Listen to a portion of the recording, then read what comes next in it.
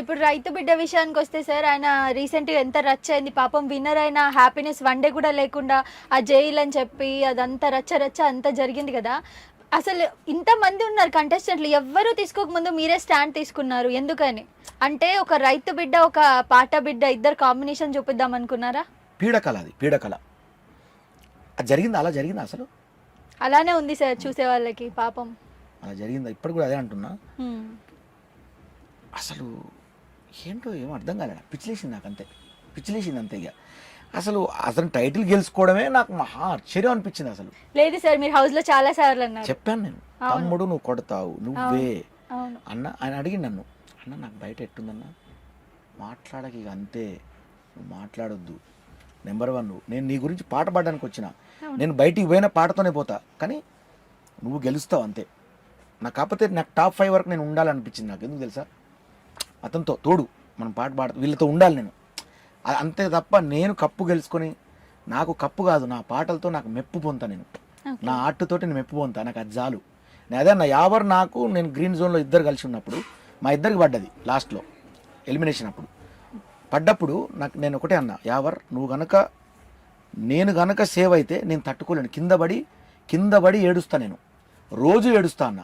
ఒకవేళ నేను ఎలిమినేషన్ నేను అయిందనుకో చాలా ఆనందపడతా. అంటే ఈ క్యా భాయి ఎందుకు అట్లా మాట్లాడుతాను అన్నాడు. ఎస్, ఎందుకు తెలుసా, నేను ఎలిమినేషన్ అయితే నా పాటతో నేను బతుకుతా, నువ్వు ఎలిమినేషన్ అయితే నువ్వు ఎట్లా బతుకుతావు?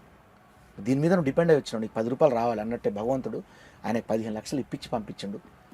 వారం ఆయనకి రెమ్యునేషన్ తక్కువే నాకు తెలిసి కొంచెం, అంటే వాళ్ళు ఒక జోనర్లో వచ్చారు కదా, కాబట్టి మా మీద కొంచెం తక్కువే ఉంటుంది నాకు తెలిసి, ఓపెన్ చెప్తున్నాను నేను. అయితే సో నేను అంత కరెక్ట్ మనిషి నేను. అంతేందుకు పూజ అనే అమ్మాయి పాపం, ఆమెతో కూడా నాకు మంచి బాండింగ్, మంచి అంటే కొంచెం అగ్రెసివ్ ఉండేది ఆ అమ్మాయి, నాకు పాపం అనిపించేది.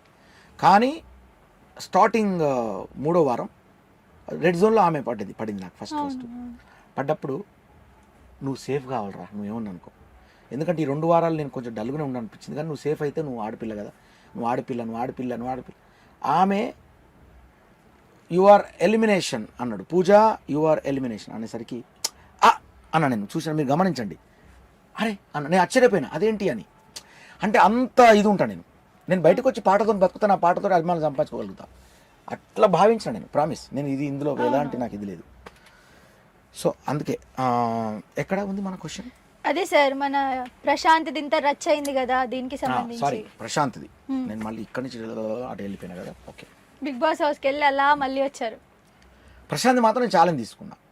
మీరు ఇప్పుడు అది సుమోటోగా తీసుకున్నారు పోలీసు వాళ్ళంటే చట్టాన్ని మనం గౌరవించాలి. ఎస్, ఆ రోజు జరిగిన విషయంలో మాత్రం పోలీసుల వైపు న్యాయం ఉంది, కొంత ఉంది. అబద్ధం చెప్పొద్దు, కరెక్ట్ మాట్లాడాలి ఎవరైనా. నేను కరెక్ట్ మాట్లాడతా, ఎవరేమనుకున్నా పర్లేదు, కానీ ఎస్ కరెక్ట్. వాళ్ళు మన కోసమే చెప్పి నువ్వు వెళ్ళిపోకపోతే ఇట్లా జరుగుతుందని చెప్పిండు. కానీ మనోడికి అవగాహన లేదు అంత. మనోడు ఏమనుకుంటాడు, పోలీసు వాళ్ళను ధిక్కరించినట్టు ఫీల్ కాలే అని.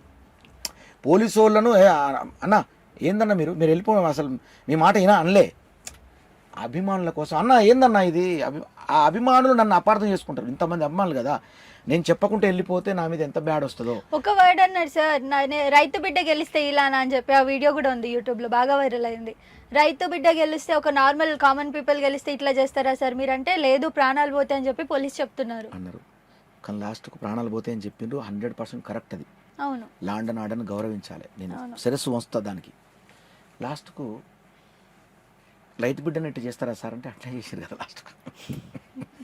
నాకు అదే బాధ, అట్లా చేయకుండా తన కౌన్సిలింగ్ పిలిచి ఇచ్చి, అరే పిచ్చా నీకేమన్నా, నువ్వు మంచి గెలిచినావు, బాగున్నావు, ఆ మాట మాట్లాడద్దు, లాండ్ అండ్ ఆర్డర్ ఇటు ఉంటుంది, మేము కేసు పెడితే అలా అవుతావు, నువ్వు కటకటాల్లోకి వెళ్తావు తెలుసా అని అంతవరకే ఆగిపోయి ఉండేవాళ్ళు. ఎస్, ఇది నిజం. కానీ వాళ్ళు చేసేసారు పాప. సార్ అయితే నేను అక్కడ ఉన్నాను సార్, ఆ సిచ్యువేషన్ నేను చెప్తాను మీకు తెలుసో తెలీదో కానీ, మీరు లోపల ఉన్నారు, బిగ్ బాస్ హౌస్ లోపల ఉన్నారు, మీరు అప్పటికే బయటికి రాలేదు. అక్కడ ప్రతి ఒక్క వెహికల్ ని పగలగొట్టడం, బస్సెస్ ని పగలగొట్టడం, ప్రశాంత్ బయటికి రాలేదు, ఇంకా ప్రశాంత్ విన్నారా అమర్ విన్నారా అని క్లారిటీ లేనప్పుడే అంతా జరిగిపోయింది, పగలగొట్టడం అంతా జరుగుతూనే ఉంది. ఈ మస్తు చెప్పినావు ఈ పాయింట్, నువ్వు ఈ పాయింట్ నేను ఎందుకు ఇట్లా అన్నా తెలుసా నీకు, పాయింట్ అవుట్ చేసిన, సూపర్ చెప్పినావు నువ్వు. అయితే ఏమైంది తెలుసా, అక్కడ అడ్వకేట్లలో డిఫెన్స్ లో ఇది వాడారు. దీని మీద ఈ ఇష్యూ మీద ఆయనకు నాన్ బెయిలబుల్ వారెంట్ ఒకటి ఇష్యూ అయింది 353 అనుకుంటా, సారీ నాకు అంటే తెలియకపోవచ్చు, సెక్షన్ తెలియకపోవచ్చు, సారీ.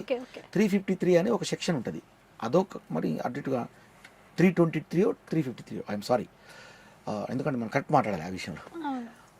దాంట్లో నాన్ బెయిలబుల్ అదేంటి అంటే ఇదే ఈ రకంగా దీనికి కారకుడు మనోడు అని చెప్పి కానీ ఆయన ఎలా అవుతాడు సార్, పాపం ప్రశాంత్ ఎలా అవుతాడు? అందుకే అతనికి బెయిల్ దొరికింది. అంటే ఇక్కడ లాయర్లు గ్రేట్ ఏంటంటే ఒక్కొక్కరు ఒక్కొక్క రకంగా అక్కడ డిఫెండ్ చేశారు. కానీ జడ్జి గారు ఎంత అద్భుతం అంటే, సామాన్యంగా జడ్జిలు ఎలా ఉంటారంటే కొంచెం సీరియస్గా ఉంటారు జనరల్గా, అంటే వాళ్ళ దగ్గరకు వచ్చేది కేసులు ఒక రకంగా ఉంటాయి కదా, అగ్రెసివ్ కేసులు ఉంటాయి వాళ్ళ అంతా, ఇవన్నీ ఉంటాయి కదా.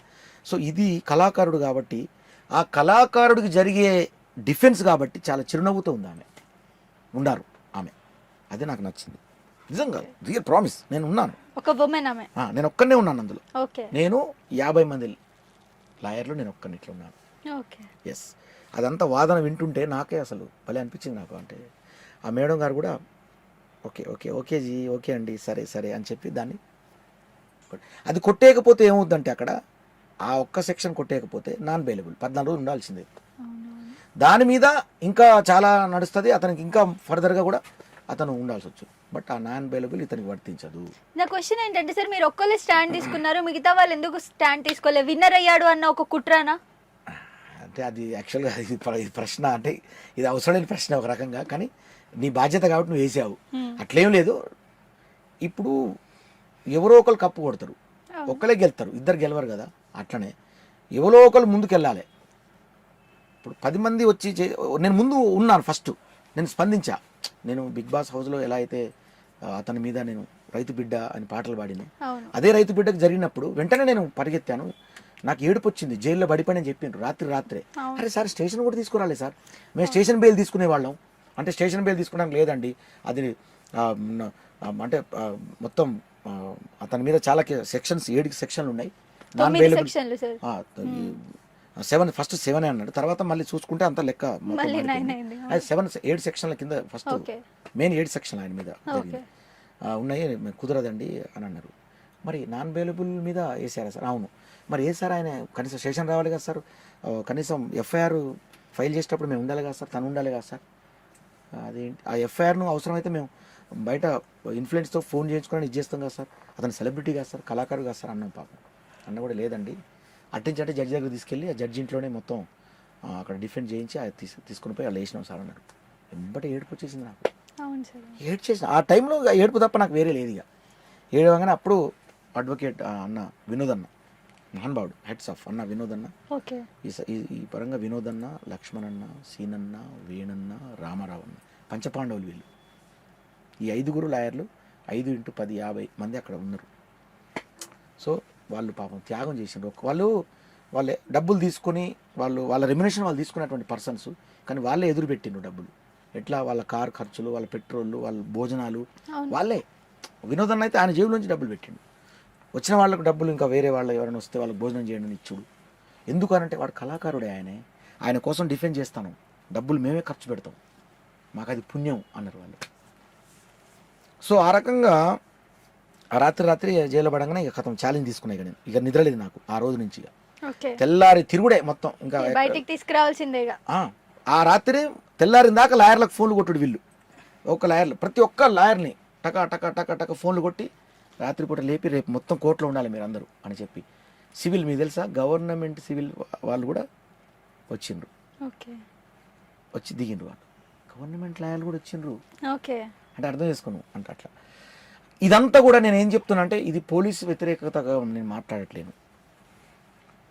పోలీసులు ఎప్పుడైతే వాళ్ళు లీగల్గా కేసు పెట్టిన కాబట్టి నేను లీగల్గానే పోరాటం చేసినాను తప్ప పోలీసుల్ని మాత్రం ధిక్కరించడానికి లేదు. ఎందుకంటే తెల్లాడితే వాళ్ళు ఆ రోజు పోలీసుల దగ్గర న్యాయం ఉంది, ఎస్, పోలీసుల దగ్గర ధర్మం ఉంది. అందులో వేయడం ఒక్కటే బాధాకరం తప్ప, వేయించడం అదొక్కటి తప్ప వేరే ఏం లేదు. వాళ్ళు చెప్పారు, కానీ ఇతనికి ల్యాండ్ అండ్ ఆర్డర్ గురించి అవగాహన తమ్ముడికి లేదు. తమ్ముడు దేని మీద కాన్సన్ట్రేట్ చేసిండంటే ఆడియన్స్ మీద కాన్సన్ట్రేట్ చేశాడు. కాబట్టే ఆడియన్స్ అందరూ ఏం చేసిండంటే అయ్యో పాపం అన్నారు లాస్ట్కి. మళ్ళీ మనోడిని అతను జైల్లో పడడం అంటే అప్పటి వరకు అరే అట్లా మాట్లాడకపోయి ఉండే అని అన్నారు ఆడియన్స్. జైల్లో పడ్డాక అర్థమైంది, అబ్బా జైల్లో పడైంది అసలు ఈయనే అని షాక్ అయింది వాళ్ళు ఆడియన్స్. సో ఇదంతా ఇట్లా ఇది జరిగింది. సార్ ఇప్పుడు పల్లవి ప్రశాంత్ ప్లేస్ లో ఒకవేళ అమర్ గెలిస్తే ఇలానే ఉండేదా సార్ సిచ్యువేషన్? పోలీస్ స్టేషన్ తీసుకెళ్లడం ఇదంతా ఏమో నేను అడుగుతా ఆ క్వశ్చన్, నువ్వేం చెప్తావు చెప్పు. మీరు చెప్పండి సార్. ఇప్పుడు నేను యాంకరు, ఇప్పుడు నువ్వే చెప్పు. మీరు చెప్పండి సార్. నువ్వు బోలేమ్మ సార్. నేను ఎప్పుడు బోలేను. నువ్వు బోలేమ్మ అనుకో. నేను బోలేను అవ్వలేను. చెప్పండి సార్. నేను ఎడు బోలే ఇన్నే ఉన్నలే కానీ చెప్పండి సార్, నార్మల్ గా అడుగుతున్నాను. అట్లని కాదు అక్కడ ఇప్పుడు అంటే ఉండేదే ఉండే సార్. దీనికి మీరు కరెక్ట్ ఆన్సర్ చెప్పాలి సార్, తిప్పొద్దు మళ్ళీ దీన్ని. అటు ఇటు తిప్పకుండా కరెక్ట్ చెప్పండి. ఒకవేళ అమర్ విన్ అయి ఉంటే ఇలానే పోలీస్ స్టేషన్ తీసుకెళ్లడం ఇదంతా జరిగేదా? ఇక్కడ అమరు రైతు బిడ్డ అట్లని కాదు ఇక్కడ, అది అసలు ఆ క్వశ్చనే కాదు అసలు. అది సార్ మీకు ఏదైతే కష్టంగా ఉందో అది క్వశ్చనే కాదు. అంటే ఆ టైంకు ఏం జరిగి ఉండదు తెలియదు కదా. పగలగొట్టడం ఆల్రెడీ జరుగుతున్నాయి సార్ బయట, అప్పుడు జరుగుతున్నాయి కదా. అవును. సో విన్ అయినందుకు ప్రశాంత్ ని తీసుకెళ్లిరు. ఒకవేళ అమర్ విన్ అయితే అమర్ని కూడా ఇలా అమర్ తెలివిగా, అమర్ కొంచెం అవగాహన ఉన్నాడు, అంటే అంటే అతను కొంచెం నాలెడ్జ్ ఉన్నాడు కదా.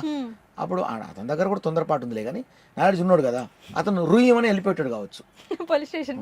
ఈయన వెనక ఇట్లా తిరిగి వచ్చిండు కాబట్టి ఓకే ఇంటికి వెళ్ళిపోయేవాడు అంటున్నారా? ఇంటికి వెళ్ళిపోయేవాడు ఎవరికి కనపడకుండా, ఆడియన్స్ జస్ట్ అని వెళ్ళిపోయాడు అంతే కదా. సార్ యావర్ 15 lakhs తీసుకొని కానీ అమర్ విషయంలో మాత్రం నేను ఒక బాధాకరం ఏంటంటే వాళ్ళ అమ్మ వాళ్ళ భార్య ఉన్నప్పుడు, ఆయన భార్య వాళ్ళు లోపల ఉన్నప్పుడు అద్దాలు పలగొట్టడం, దాన్ని నేను విపరీతంగా ఖండిస్తాను. చాలా దారుణం, తప్పు, చాలా తప్పు. దీన్ని నేను ఖండిస్తూ చాలా బాధపడతాను. నేను చాలా తప్పది. ఎందుకంటే నా భార్య నా చెల్లి నా అందులో ఉన్నారనుకోండి, పరిస్థితి ఏంటి? అందరూ ఒకటే ఇక్కడ. ఆయనే ఇప్పుడు అమర్ ఎవరు? నా కంటెస్టెంట్, నా తోటి కంటెస్టెంట్ ఆయన. ఎస్, అందరూ ఇక్కడ ఈ విషయంలో అందరూ సమానం, మేము వేరే అస్సలే కాదు. సబ్స్క్రైబ్ చేయండి. Please do subscribe to Please like, share and subscribe to top Telugu TV. Top Telugu TV. Top Telugu TV.